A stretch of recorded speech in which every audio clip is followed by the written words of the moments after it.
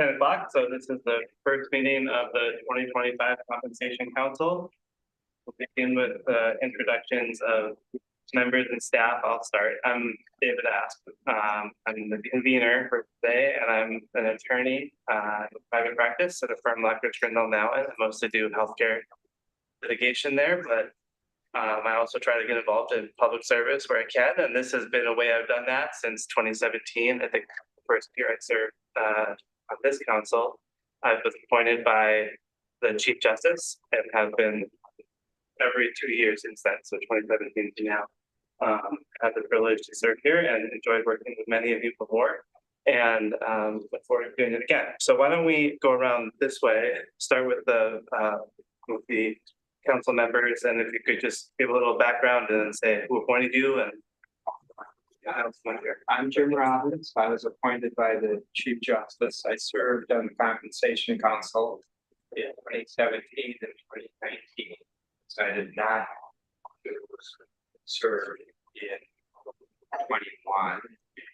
Replacing for a couple of terms there. Big Cohen.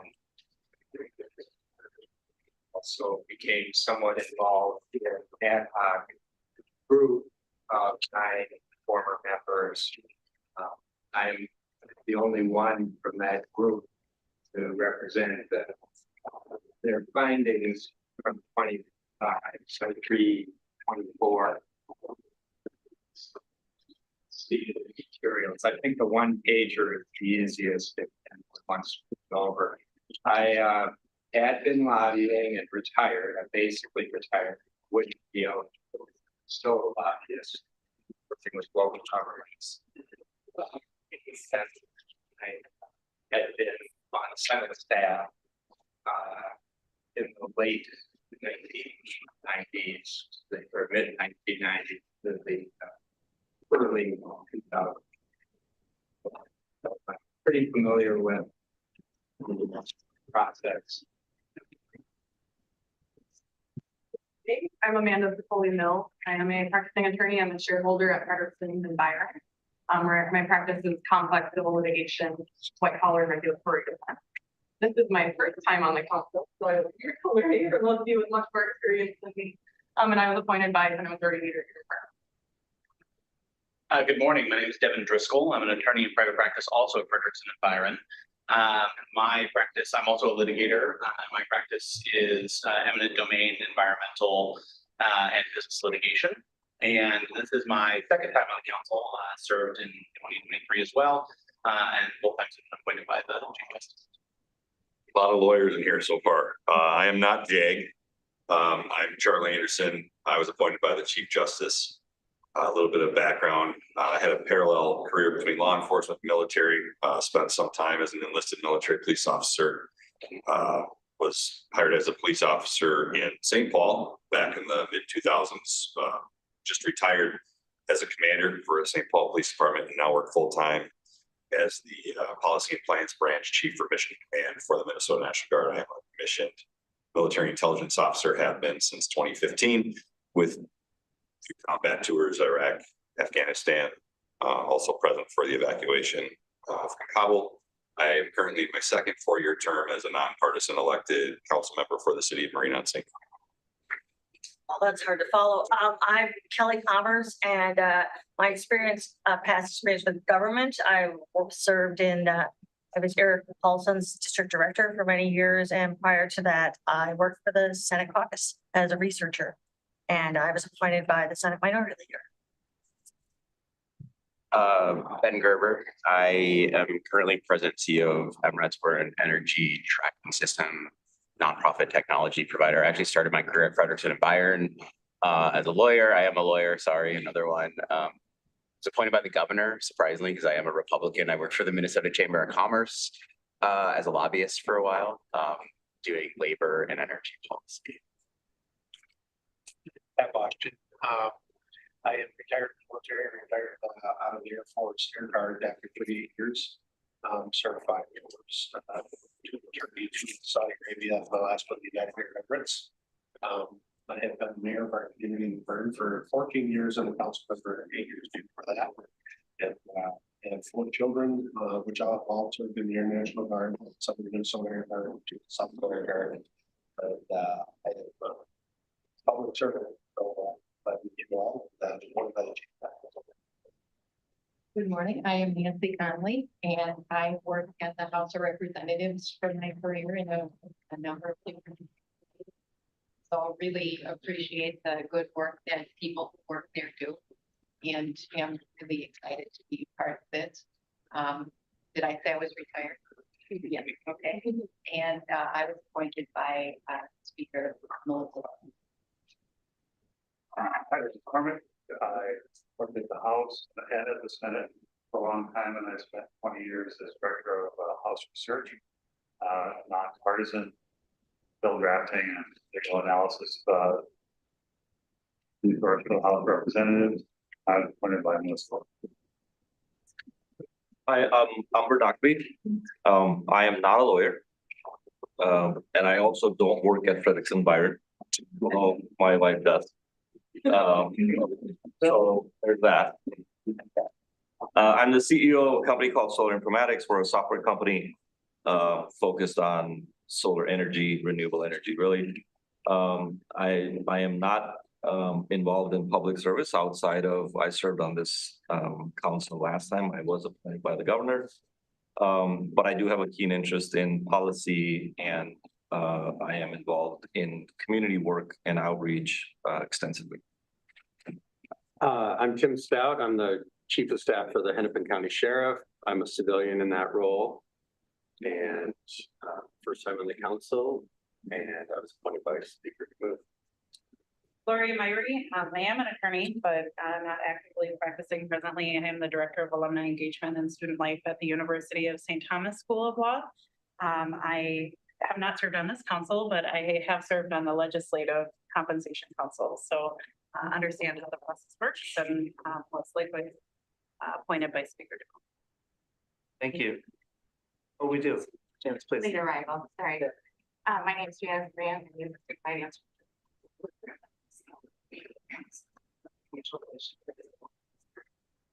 Appointed. We have a number of people on Zoom, so I'm not totally sure who's on there. So I'll just go down the list. Okay. Okay, great. Thank you. So Tim Brinkman, introduce yourself. Yes, Tim Brinkman. I am the CEO for Garden Valley Technologies. We are a broadband cooperative in northwestern Minnesota, and I was appointed by Senator Mark Johnson. Thank you. Susan Holden. She's not up. Roger Josephson. Yes, Roger Josephson. I'm from Detroit Lakes and a retired teacher there. I'm very much interested in politics for many years. I'm not with you because we had snow earlier on in February and I took a spill and broke my leg. But I was appointed by Governor Walz representing the 7th Congressional District. Thank you. Christy Schmidt. Hi, good morning, everyone. Christy Schmidt. I am in Duluth and representing this region. For my day job, I am the corporate engagement director for the University of Minnesota Duluth. But I also have been a past city councilor for the city of Hermantown and am currently serving as a board member for the DEC, the Duluth Entertainment Convention Center, and was appointed by the governor for that. And also was appointed by the governor's office for this position as well. So happy to be with you all. Yeah. Davis Senseman.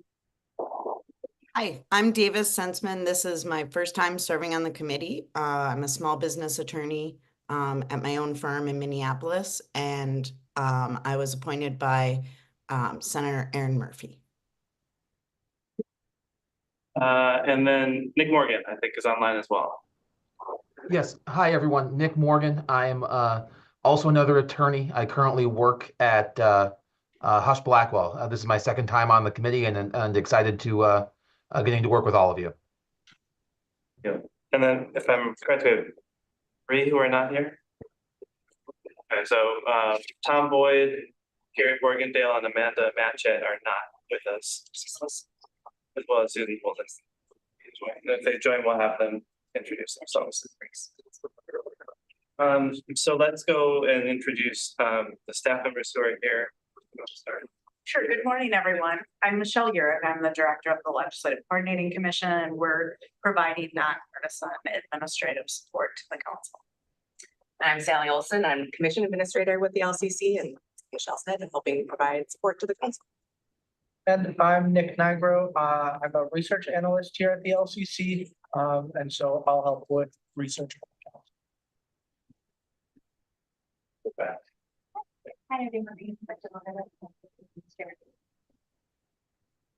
I'm Greg Kippinger with the LCC as well, part of that research.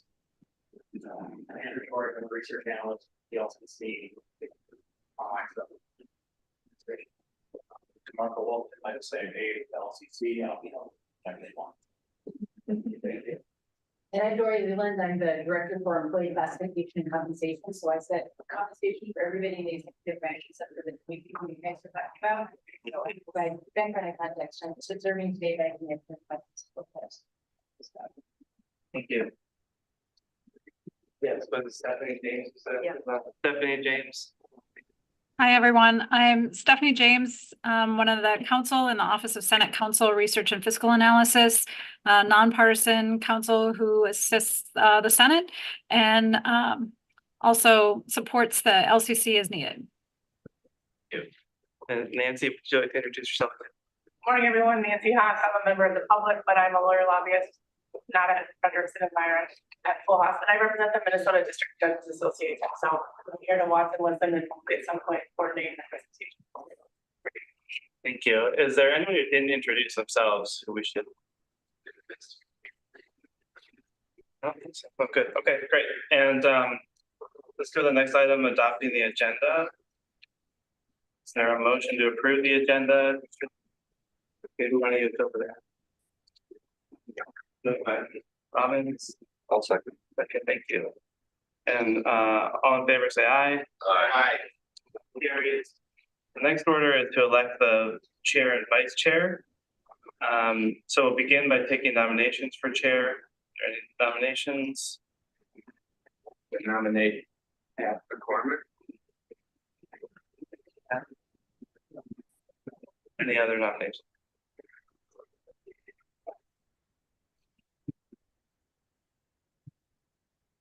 We'll do for public.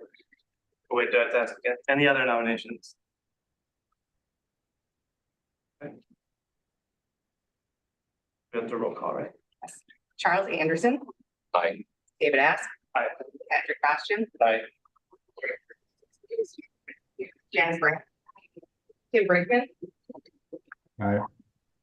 Kelly Commerce, aye, Nancy Conley, aye, Devin Driscoll, Aye. Benjamin Gerber, Aye. Golden, Roger Josephson, Aye. Patrick McCormick, Amanda Matchett, Amanda Middle, aye, Nick Morgan, Aye. Gloria Myrie, aye, Cameron Ockby, Aye. Jim Robbins, Aye. Christine Schmidt, Aye. Davis Sensen, aye, Kim Stout, Aye.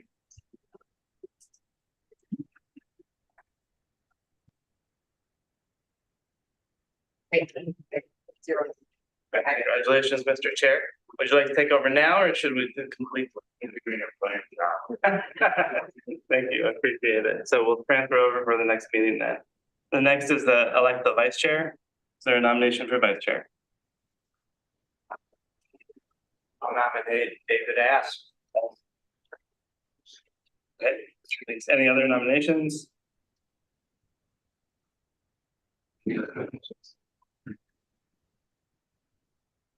No one else?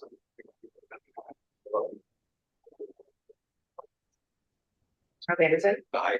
David Ask, Aye. Patrick Hoffman, Aye. Janet Brandt, Tim Brinkman, Aye. Kelly Commerce, aye, Nancy Conley, aye, Devin Driscoll, Aye. Benjamin Gerber, Aye. Josephson, Aye. Patrick McCormick. Amanda Mills. aye. Nick Morgan. Aye. Lori Myrie. Aye. Cameron Ockby. Aye. Jim Robbins. Aye. Christy Schmidt. Aye. David Sensman. Aye. Ms. Stout. Aye. 19 aye. 0 no 5 absent. Thank you. So the next item is the Open Meeting and Data Practices Act. Bro. Hi, everyone. Good morning. For all the lawyers, I've included lots of footnotes and statutes. First, I'll go through the Government Data Practices Act, and then I will jump over to our open meeting law. So first off, the Minnesota Government Data Practices Act is kind of Minnesota's version of the Freedom of Information Act, which is that information handled by this committee is public information and needs to be preserved. The LCC will handle that preservation, and it'll also handle any data requests. There is some information about you all that is already public, such as your names, and I think your potentially your phone number that you provided when you applied to serve on this commission, and that information is on the Secretary of State's website. If we do receive any data requests through the LCC, we will obviously let you all know. But in general, that just means that any emails or texts or communications you have with other members of this council should be preserved, because if it is about the work of this council, it could be public information. So please preserve that, and we'll let you know if there's any requests at all related to anything about you. Second is Minnesota's open meeting law. We are streaming live online. This meeting is open to the public. The thing you should all keep in mind is that anytime a quorum of you meets, that would count as and discusses the work you're doing here, that would count as a meeting of this council. So people should be wary of that, and not just in person, but any emails or texts that include a quorum of this council and are discussing would count as a meeting of this organization. So we would just advise members to take care to avoid discussions of the work of this council outside official council meetings, and to avoid any improper online discussion as well. Any emails that come from us we will BCC you, so there's not any group email chains. And then last, because we are virtually streaming on Zoom, there are certain requirements for doing hybrid meetings, which are listed here.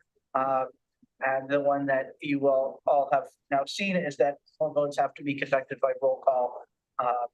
And one member has to be present, and everyone has to be able to see and hear everything. So if you're ever on Zoom and there's an issue, please let us know. Happy to take questions on any of this. There's more details. Any questions? No. If you could clarify, Nick, for us, I know it's convenient. This is it's going to be lunchtime when we get done. I don't know if on future meetings, but could you clarify if members wanted to go to lunch afterwards to kind of discuss anything? Just tell us, we're going to have a very limited amount of time here, and there'll be a desire to kind of work through things. Just let us know kind of what could be allowed and what couldn't in terms of essentially. Well, first of all, I would say that the open meeting law really encourages transparency. So as much as you can have discussions here at the council, is preferable. If two of you have a phone call or a discussion at lunch, that is permissible. I would just advise avoiding larger groups where a quorum is potentially possible, because once a quorum is present and you're discussing your work here, that is a meeting of the council.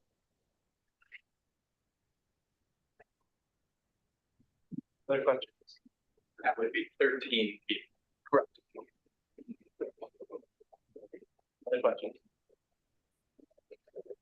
And thank you for that presentation. I think we'll move to number 6 now, because Stephanie James has to leave shortly. So by calling you, Ms. James, to present on the duties involving ex parte communications. Hello, members. I'm gonna go through the memo that should be in your packet that's labeled statutory duties of the Compensation Council. First of all, we'll just note that your task, your existence has some underpinnings in the Minnesota Constitution. The Constitution gives specifies that duties and salaries of the executive officers have to be prescribed by law. And the way that that's prescribed by law is that the legislature passed a law that says that you all are responsible for setting salaries for constitutional officers. And the constitutional officers are the governor, the lieutenant governor, the secretary of state, the auditor, and the attorney general. And then our Constitution says that the compensation of all judges shall be prescribed by the legislature, not by law, but by the legislature. And so your task with regard to the salaries of justices and judges is to make recommendations to the legislature so that the legislature can set those salaries. You're required to do your work by April 1st. You have to make the salary recommendations for those justices of the Supreme Court and the judges of the Court of Appeals and District Court. And also prescribe the salaries for the constitutional officers, as well as the heads of state and metropolitan agencies. And then also you have one sort of oddball task, which is to prescribe the daily compensation for voting members of the Direct Care and Treatment Executive Board. These salaries will take effect July 1st. And in some cases, some of these require action by the legislature, but the agency heads and the daily compensation for Direct Care and Treatment Board will take effect July 1st. The statute specifies certain things that you are to take into consideration when you're setting salaries and making recommendations on compensation. The first is the amount of compensation paid in government service and the private sector to people with similar qualifications. Also, the amount of compensation needed to attract and retain experienced and competent people. And then also the ability of the state to pay the recommended compensation. The memo next describes what happens once you've submitted your recommendations. You no longer exist. The Compensation Council evaporates when your recommendations and salaries are submitted. You are welcome to submit additional recommendations beyond what you are required to provide. The legislature may consider them, may follow them, may reject them, may ignore them. Though anything beyond your statutorily required duties are just opinions of the public, and legislators may do with them what they would. If the council submits its salaries and recommendations after the April 1st deadline, technically they haven't been made. And so we would have some confusion about whether the required salaries really would then go into effect. I think Michelle will make sure that that doesn't happen. And then one final note, it's on your agenda that I was going to talk about this, but the memo does not cover it. I'm not sure if I'm supposed to cover this topic or if someone else wants to, but your statute precludes you from having communications with a constitutional officer, a head of a state agency, a member of the judiciary, or a member of the Direct Care and Treatment Executive Board from now until when you submit your salaries and recommendations. If anyone has any questions, I'd be happy to field those. You have Mr. McCormick in the room there with you, who's going to be very useful in answering questions of this nature too. Stephanie and Nick, this is Michelle. If you could speak to the question you received in advance about attorneys who have active cases and maybe presenting words, and the general sense among counsel that that is not intended here to prohibit you from doing your job as attorneys. Yes. Go ahead, Stephanie. Oh, okay. I'm sorry. Did you call on Nick? Either of you, which I know there's been conversation. So Stephanie, please. Yep. Well, I think that we all recognize that sort of communication with the judge, where you're doing it as part of your job, representing clients, is not what was intended here. Perhaps one of your recommendations might be that the statute be modified to be clear about that.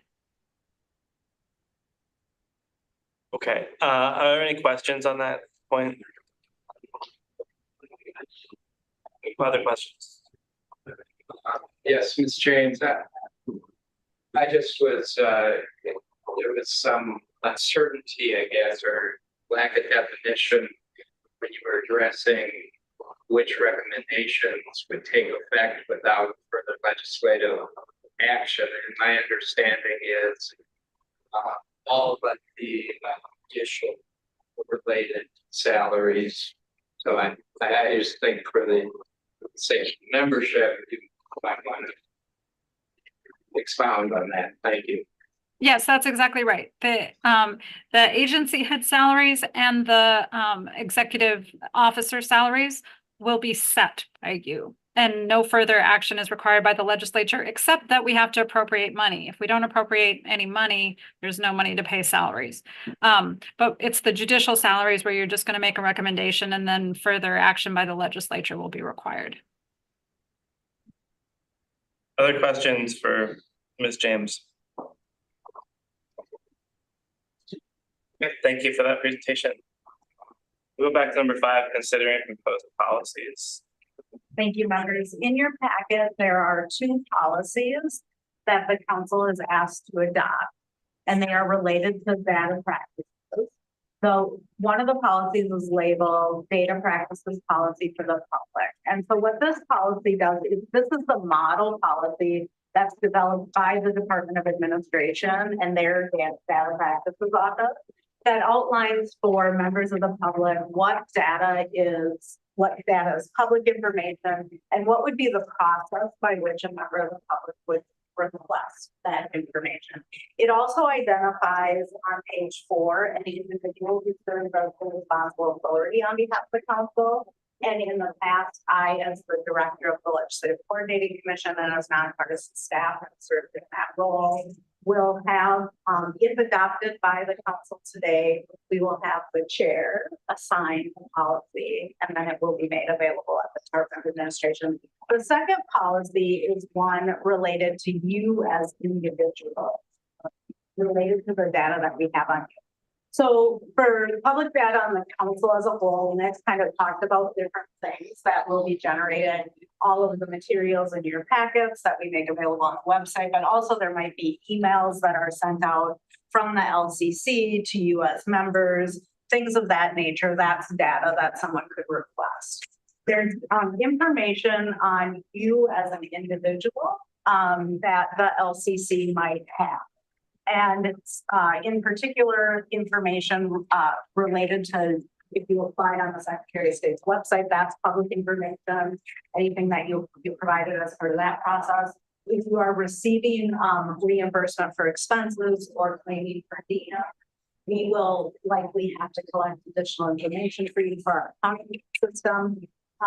If you aren't yet set up in the accounting system, you do have to provide a social security number. That is not public information, but your email address, things of that nature could be requested. If we get a request on you, can notify and let me know that we received a request for any data. This also outlines for the public how you can go about, or you as members, how you can go about requesting information. And so we do need a motion to adopt both of these policies. It can be one motion to adopt both of them. And it does have to. I move the adoption of the two policies. I second. Seconded. Any discussion? Discussion? Okay, let's vote. Anderson. Aye. Bass. Aye. Hodgson. Aye. Grant. Brinkman. Aye. Commerce. Aye. Conley. Aye. Bristol. Aye. Gerber. Aye. Josephson. Josephson, yes, aye. McCormick. Mills. Aye. Morgan. Aye. Myrie. Aye. Acme. Aye. Robbins. Aye. Schmidt. Aye. Benson. Aye. So. Aye. 19 aye. 0 no aye. Okay, motion carries. Next item is number 7, agency head salary. Members, so as Stephanie James alluded to, another aspect of your responsibility is setting agency head salaries. This is a change from previous iterations of the council. In prior years, this council just made recommendations for what those salaries are. This council now sets those salaries. I'll turn you to that spreadsheet titled Agency Head Salaries. There are some 36 lines, and then you've also got individuals like public utilities commissioners, of which there are 5. So this council will be required to set the salaries for all of these individuals. It's a lot, so I'm not going to read them all, but happy to take any questions about that. Okay. Any questions at this time? Just wondering, I do know with the new agencies, division of services, we need to set those salaries because there's this set it. But I mean, if we did not act on agency salaries, we're not required to make a change. Are we? You said required. Mr. Chair, I think it creates a lot of uncertainty if this council doesn't set salaries for some of those new positions. No, I'm saying other than the new position. Other than the new positions, no, there is no requirement for the number you set them at. If you fail to take action, presumably they would all stay at their current rate. But you can really set them at whatever number you wish as a council.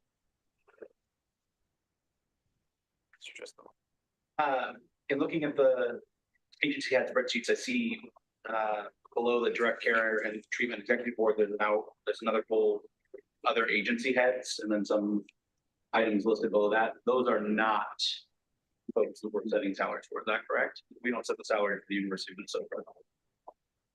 There are multiple, in case it's helpful, members, I believe. Like that, you're thinking, back in that, yeah.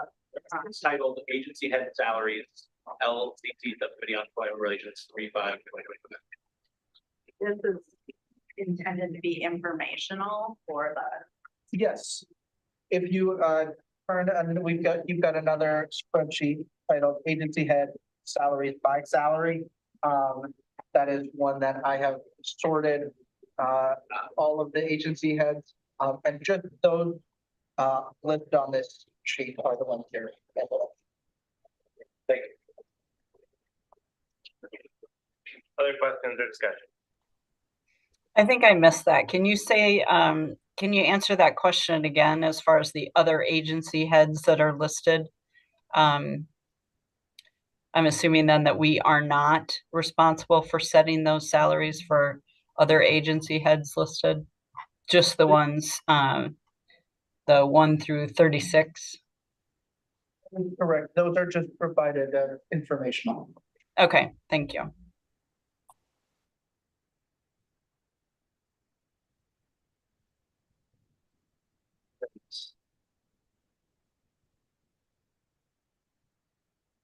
Thank you. Go to number 8, presentation of prior recommendations. Sure. So members, there are two documents in your folders today that might be useful for this aspect of the agenda. The first is a copy of the Compensation Council report from 2023, and that's also been posted online.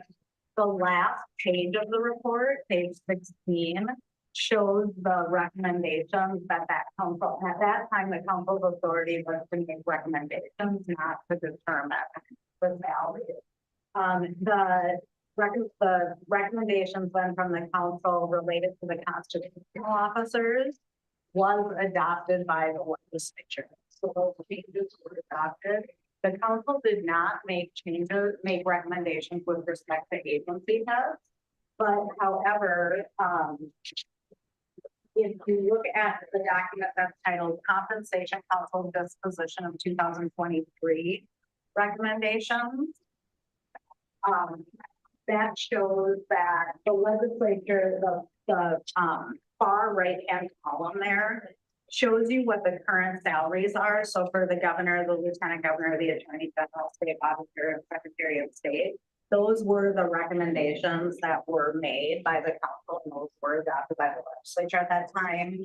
With respect to the judges, there were some differences in terms of what the legislature adopted. So these two documents kind of side by side will show you what the council recommended and then what ultimately was enacted into law. And then for the agency heads, there were significant changes that were made by the legislature that were brought forward to increase the agency head salaries at that time, even though the Compensation Council did not make any recommendations to increase. Was there any information provided by the legislature why they deviated? I know they don't have to, but is there anything? Letter or? Yeah, there isn't anything specific, but we could go back and look at, I'm not remembering off the top of my head, if others in the room have information that would be helpful. We could go back and look at either legislative hearings where the omnibus bills in those areas were discussed to see if there was additional rationale for why they deviated. Okay.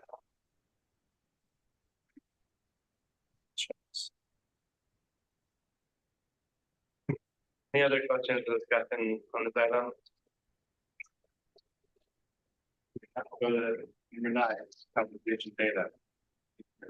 So remember that you have a lot of spreadsheets in your packet, and I'll just briefly go through each one.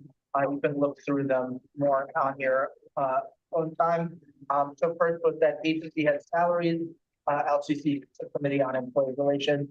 And that has a little bit of history of what agency head salaries have been, as well as those other agency head salaries that this council does not have jurisdiction over. I think the next document is salaries of Minnesota officials, LCC 3/4/2025, and that has a little history of constitutional officer salaries over the year, judicial salaries and legislative salaries, as well as some inflation indices. The next. Sure, if I may, just a point of order, it would be helpful if you could just show everybody. Absolutely, yes. So that is the horizontal spreadsheet. Next is spreadsheet looking like this, agency head salaries by salary, and that has the agency heads that this council has jurisdiction over, sorted by their salary. You'll notice that there's some groupings that MMB previously used to set salaries for set of commission heads or agency heads. The next one is pretty looking like this, compensation council data request, agency head salaries by budget. So this spreadsheet has the budget of each state agency next to each agency, so you can compare how large an agency is. Similarly, the next spreadsheet I'll go through is compensation council data request, agency head salaries by FTEs. Looks also like this. And that has the full-time equivalents for each state agency next to the agency heads. So you can compare the different commissioners that way.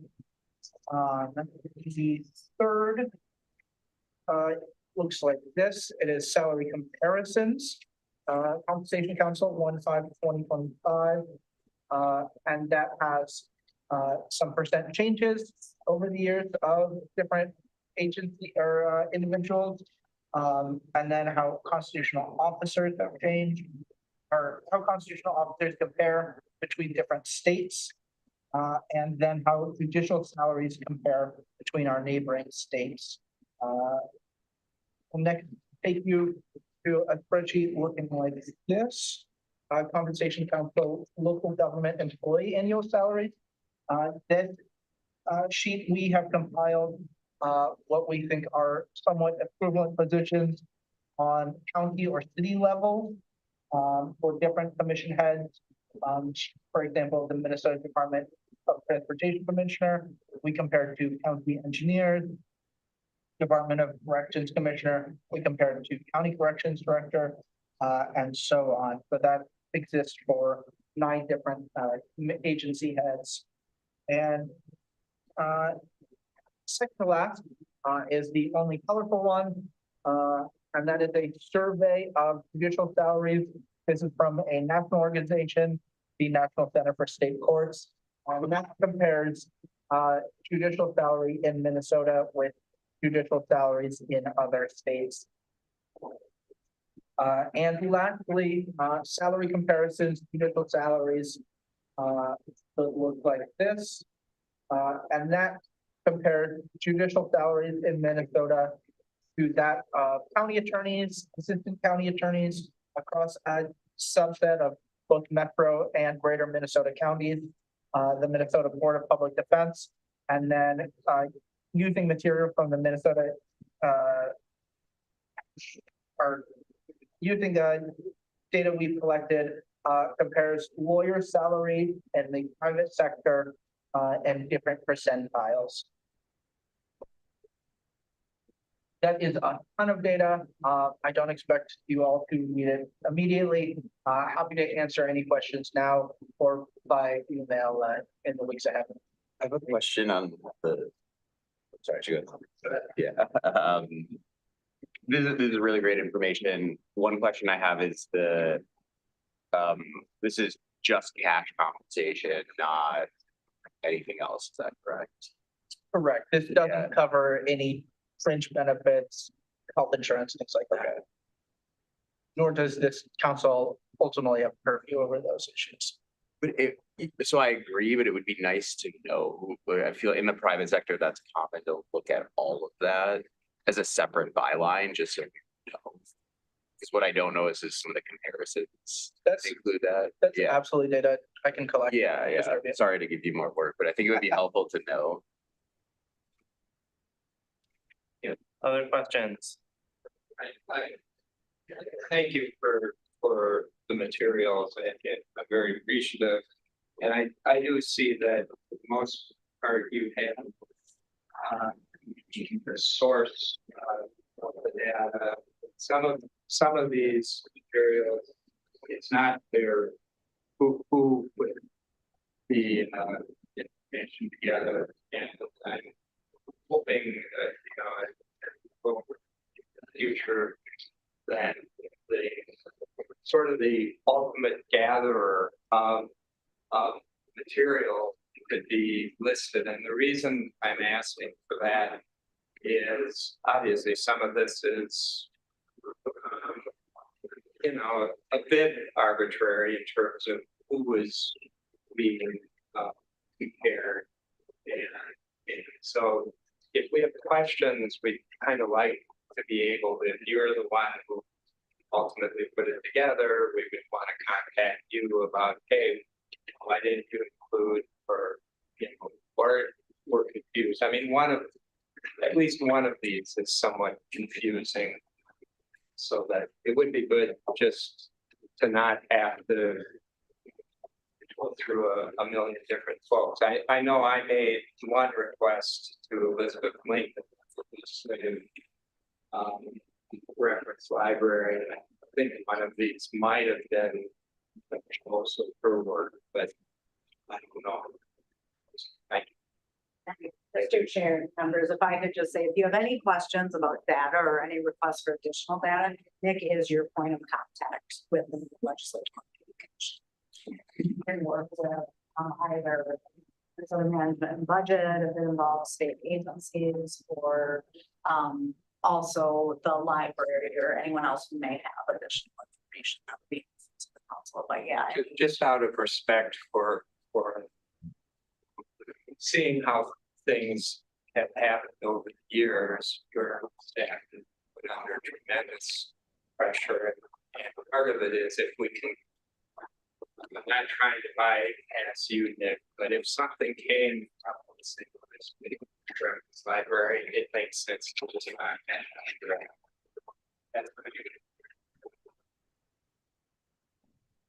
Mr. Chair, one more question is, this is all really helpful. What I'm wondering is, like, the judicial piece of, I think is great, but there's a lot of other roles here, and I'm just gonna like pick one I'm familiar with, like Public Utilities Commission. There's ARUP, which is a national organization. Do they have information on how PUC commissioners are paid? And from a legal question, if let's say I go and look that up, do I need to provide that to all members from an open data request, or? So any member of the council can certainly like look to any other data sources that are available and then bring them to a meeting. And then where you also can provide it to us and we can make sure it's posted with the meeting materials and available in member folders. Because I realize we can overload ourselves with data, but then also making sure we have the right information. And I would add, yeah, if you have any requests for further data or comparison data for any positions, don't hesitate to reach out to me and I can collect information provided at the next meeting. Mr. Chair, I'd recommend that if members of the council do find information relative to the rest of the council, that they work through one point of contact, namely Ms. Urick, in order to have it dispersed to the rest of the council. That would ensure that it goes through one clearinghouse and gets to all members. Other questions or discussion on that? That I think leads into the next item. Well, discussion on future meetings and information.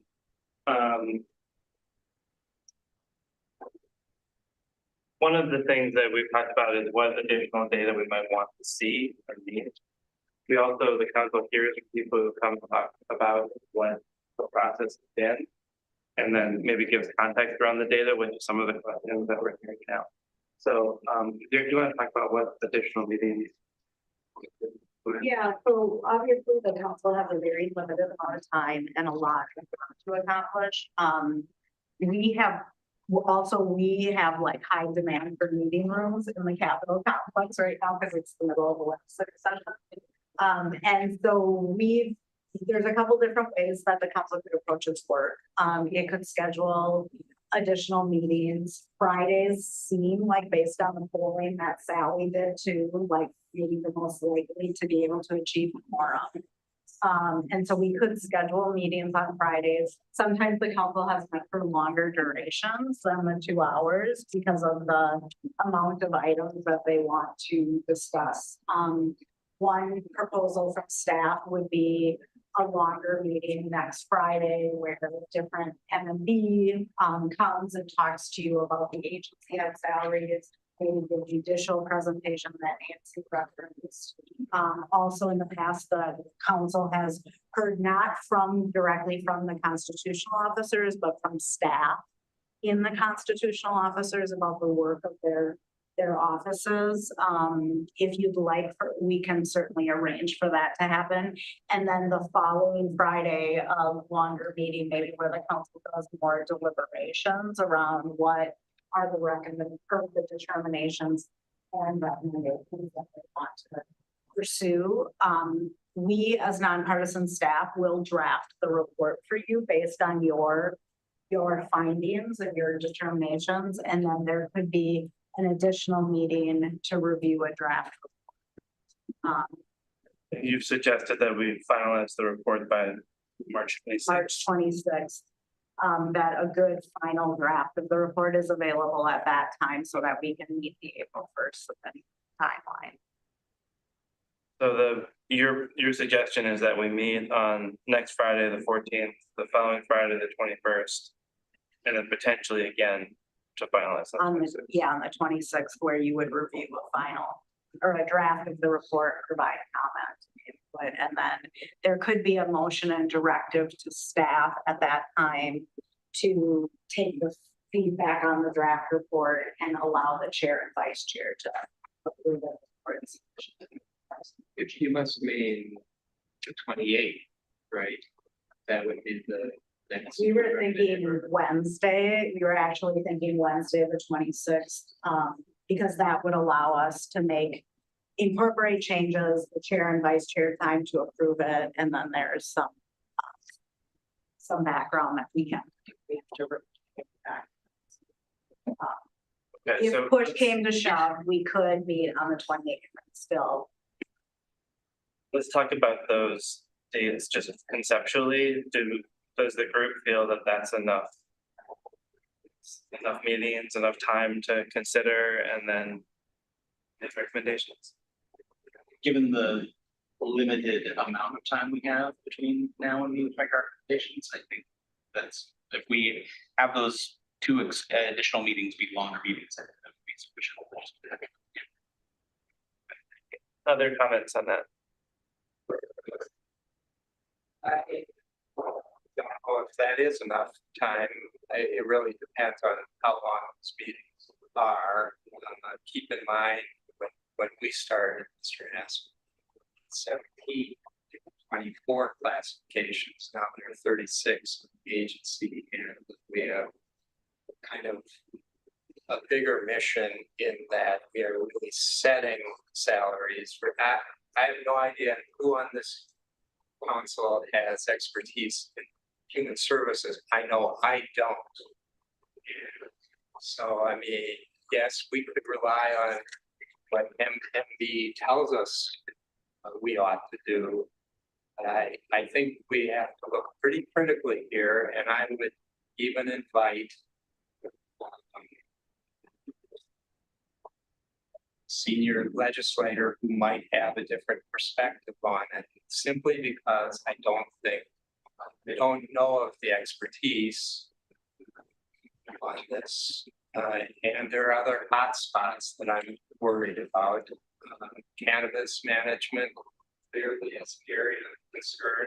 We have a former interim director, Shar Reiner. We have, I don't know if IT has still been a trouble spot. It certainly was over the years. I can imagine it is still the case. We're going to have to look at those trouble spots, and we do have to take recommendations on the judicial salaries. Obviously, we're only recommending, but we are taking seriously by the judicial council. And that does actually impact considerations of the legislature historically.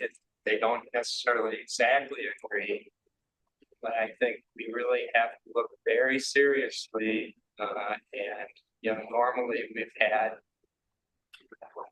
10 weeks at least.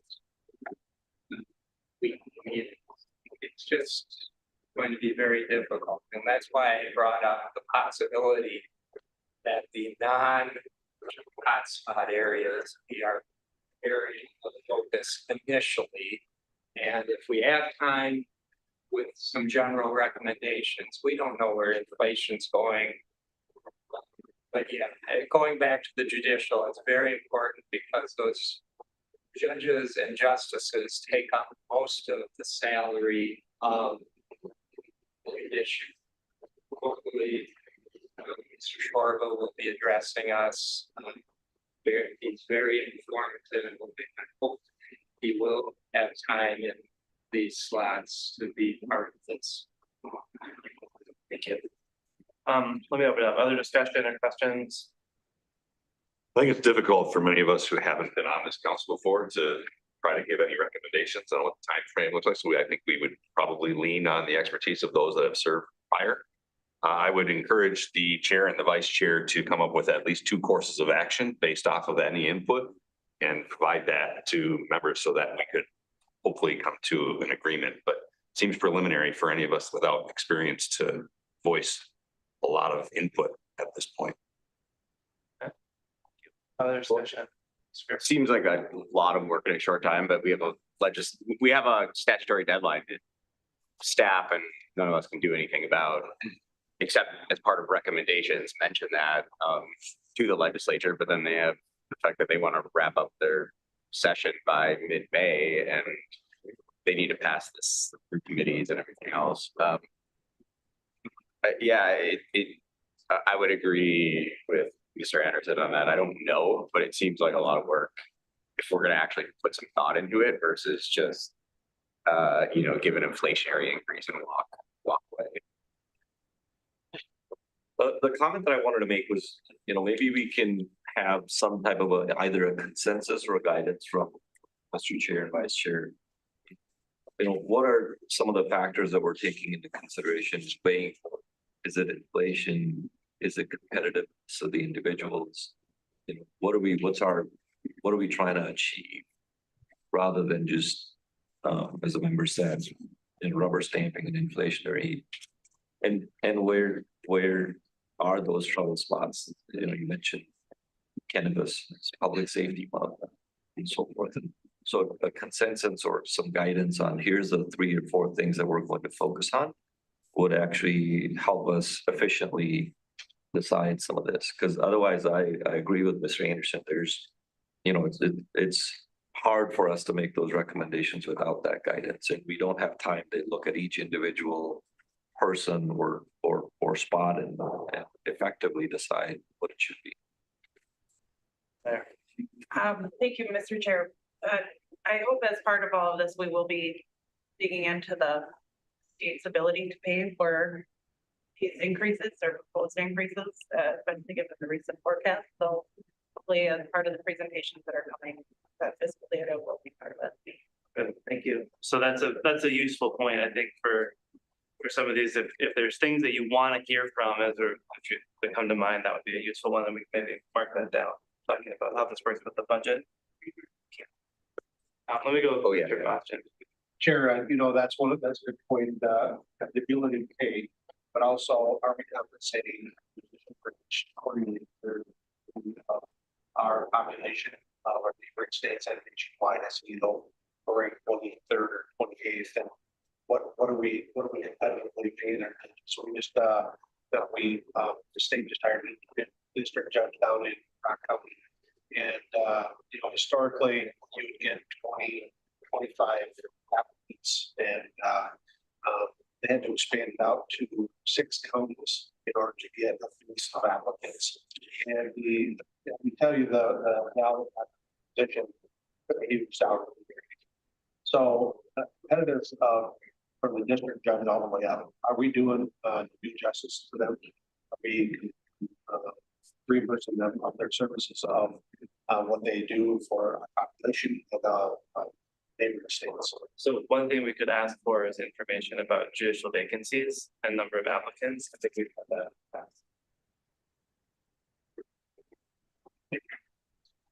Yeah, so building off what Mr. Robbins said about trouble areas, it would be interesting to see like the tenure for some of these that don't, like PUC has a 6-year term, right? So that's, but if there is something, looking at this, I mean, I hire software developers, and this is barely more than a junior software developer makes right now. And so if you want someone with tech knowledge, yeah, you want someone that is public servants, and sometimes public servants go into it expecting a decrease in pay, but this is pretty significant. If you're running a big tech company, this would be peanuts. So again, I don't want to bring too much anecdotal evidence, but having that data about average tenure, or if there are trouble spots, I don't know how we would define that, and it might be awkward to ask the staff to do that, but high turnover does signal something. Let's go.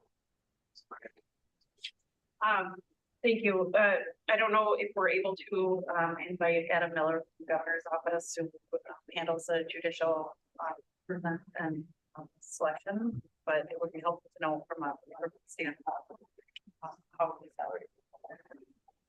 We usually have someone from the selection committee. We'll have that again. Yeah, going back to how we are going to accomplish all of this work in our time frame.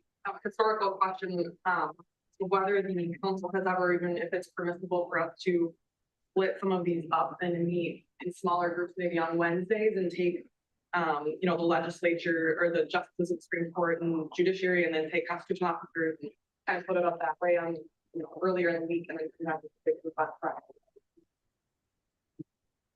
I don't think we've done that before.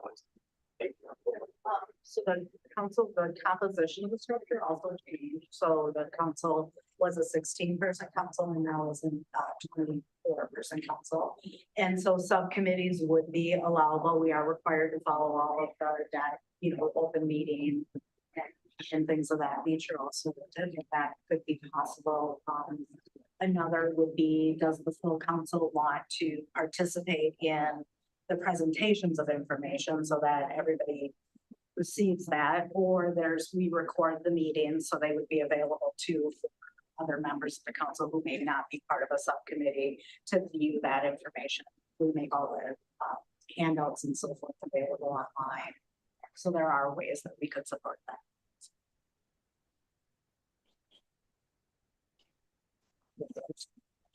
Amanda, that's a very interesting proposal. I am sensitive to how LCC staff is split up. It would be quite a bit of additional support for that. And I'm just very sensitive to that. They will never say a word, but I don't know how many years ago, the former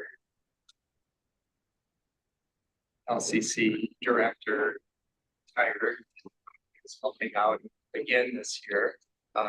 And it's great because he helped us with the ad hoc group. Nearly as functional or as knowledgeable without him. I do think it's really, I'd be very concerned about staff. Making it the kind of staff or any subcommittee.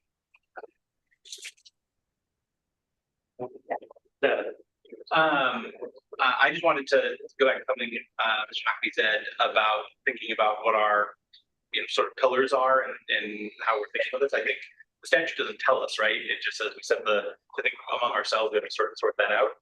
But competitiveness, I've heard competitiveness a couple of times here. I think it was something that we talked about a lot 2 years ago and remains that's on my mind about, and there's a lot of different ways to think about competitiveness. And to think about competitiveness in the context of ability to pay, those are critical concerns.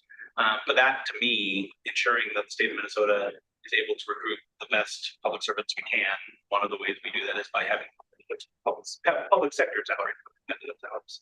And so that strikes me as I just wanted to agree that is a key component, that is something I'm very concerned about or interested in thinking about. Another discussion. I think we probably at the next meeting should build in a lot more of this kind of discussion before we get to the testimony and maybe take the additional hour. And maybe we're going to be doing the following week, but today, so we should continue this kind of discussion, this meeting, including all the meetings, because that's how we're going to, it's still a strategy. Tim's point about the agencies and not done that before, that's kind of what we're going to be facing with the agencies. So there's a philosophical question: do we want to treat them all as just agencies and trying a strategy that is tied to generally raising salaries that improves the quality of in general, the type of people who want to be a commissioner, inflation plus some of the strategies to get the most competitive people, or do we want as a group to go into individually what kind of data do we need to do on a specific time? I think we're doing that. I can tell you that I fully understand each of the is lifetime work. So it may be a mix of both. And that's something we should talk about in the next meeting. Similarly, there's a lot of folks that are tied to the judicial system in their everyday life. And there are those of us who are not. But we're all voting on the final outcome, and we all, in a sense, want hopefully the same goals for our judicial system. So we can always go to a subcommittee strategy down the line. We decide we're overwhelmed, but I think it's good for all of us to at least hear these debates, so that when we're talking about our judicial system, we're getting the lawyers and the non-lawyers getting the larger group. So I think that's not set aside the philosophical discussions until 21st. Let's do some next time too. I mean, we can, I think it's the structure of that conversation to start at the next meeting before. But then when you're hearing people, we're filtering it through some of these themes that we are all circling in on for what we want here. I don't think anybody would be satisfied if we just talked about inflation. But there's bigger goals in the statute, just so there's bigger goals for all of us here to come to grips with. Other discussion? Just one thing for the editorial appointees to at least think about. It's only going to come up at the end of this process, but they need to probably, rather than, I think it's up to them to decide how they would like to see their recommendations split out, and whether they can vote on the full report. The staff has told me they don't see a problem with appointees may feel more comfortable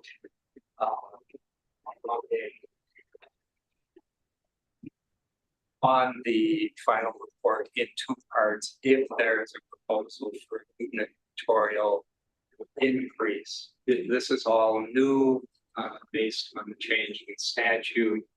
I just think it's something those folks can think through.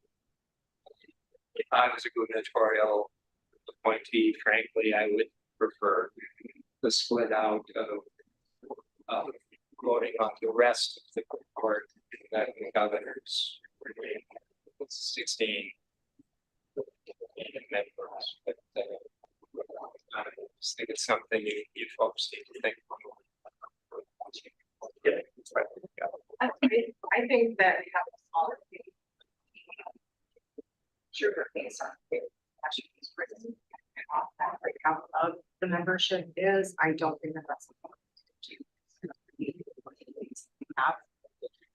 I think that could be something that we table until after the discussions and make as one of our recommendations as a committee. Yeah. That discussion. Okay, hearing none, can we talk about the additional meeting dates that we will have? We'll do I'm hearing the 14th, 21st, and 26th. And the meeting on the 14th and the 21st, we would propose is convening at 10 o'clock, meeting for a couple hours, breaking for lunch, and then meeting after lunch. Well, provide enough travel time for those. So how much time would you expect to block off on those dates? At least from 10 to like 3 o'clock. So 2 hours in the morning, lunch, 2 hours in the afternoon. It could be that the council reps, Yeah, well, as someone who has been on it before, I would say those are longer meetings than normal. So I guess that makes sense to me, but it is. For anyone who's concerned that we're taking too much time, those are longer meetings, which maybe would bring a different dynamic. So that's good. You would expect the 26th to be shorter. yes, that's on the 26th, we would anticipate that at the conclusion of the meeting on the 21st, the council would have adopted recommendations that are then staff take and we incorporate into a report.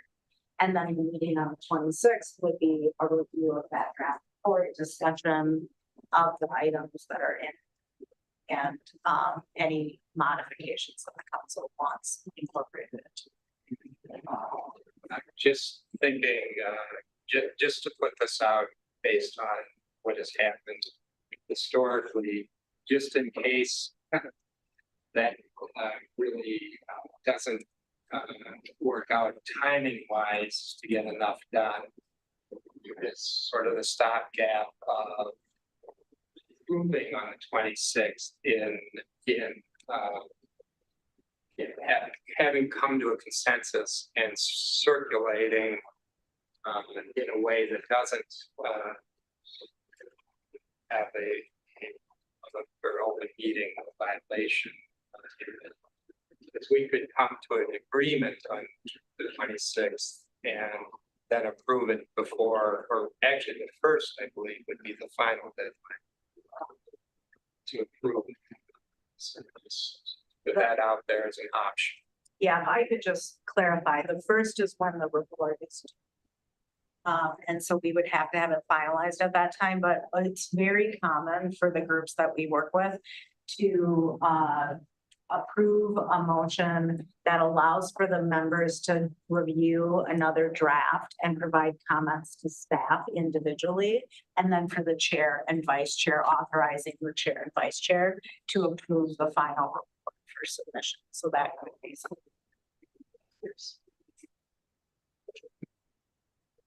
We begin to stall out. Maybe we should hold the Friday the 28th as a overflow meeting time where we drive the final report home on the 28th. We don't get it done the 26th. I would love to get it done the 26th, but an extra day that we hold on our calendars might be smart.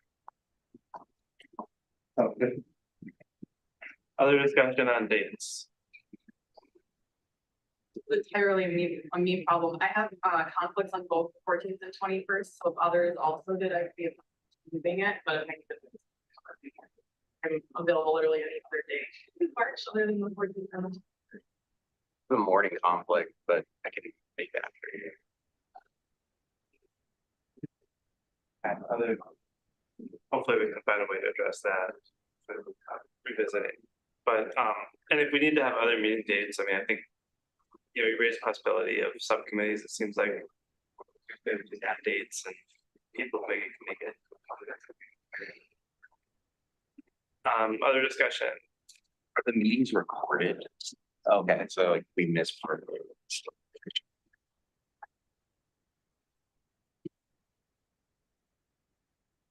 So if I could just wrap up in terms of who you'd like to hear from next Friday, or if there are any specific additional data requests that you have. So we could ask Minnesota Management and Budget to speak to the agency heads, turnover rates, difficult to fill positions. Would you like to hear from staff within the constitutional offices? Past councils have received a presentation just about the work of the constitutional. Okay. Judicial, so hearing the presentation from judicial and Jeff, sure about, and maybe the governor's office person, so that you're getting information about vacancies and difficulty and challenges with filling. Would you like a brief overview of the economic forecast? Sometimes councils have one of that. Okay. Sorry, but we are compelled by statute to consider the ability of the state to pay, so I think we have to do that. Okay. And another topic that we haven't talked about that the council is responsible for is the setting of the direct care and treatment board members, their daily compensation rate. Is there any, give you general information about per diem rates for legislators, the per diem rate that exists in statute for individuals who serve on other types of boards? Could we get some background information on why it was created and what the initial, what the thoughts were at the legislature? Because there's boards and boards and boards and boards. And this one, I just reviewed briefly enough to understand, feel like it seems like there's an ambitious scope of work. But I want to hear from the legislative or audited or somebody who has that kind of knowledge and can say this is goal for the support. Otherwise, we just set it like any other board and then we probably make a mistake. I agree, especially given the potential cuts that the state is going to be in those areas. Now, it'll be speculative, but from my viewpoint, establishing a high enough salary initially is important because you're laying the groundwork. Now, you may want to freeze that daily rate or whatever for quite a while, but I think we've learned from cannabis that I don't know how much money you have to pay to get a competent applicant, but you got to set it up correctly from the start. So it's something to think about, going high and then freezing it. That makes sense. Is there other information that would want to hear about next time with this? Did you mention the Judicial Selection Commission, the chair of that organization? Yeah. I'd be interested in the next ISP or possibly the full regulations. The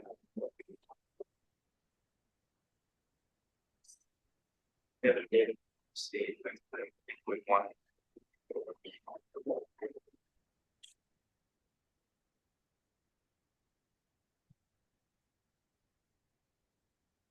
I guess, does anyone online have anything they want to say on either of those topics before we have other discussion?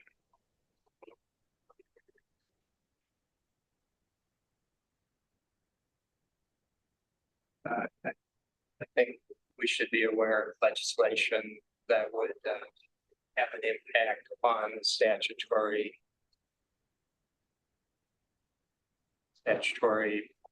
obligations we have. I'm aware that the state government chair Nash has a bill, and it's probably would be a good idea to look at.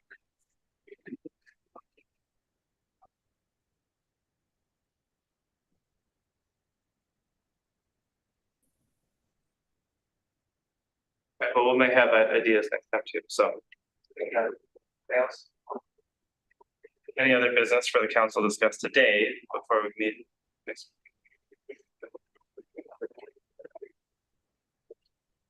We're adjourned.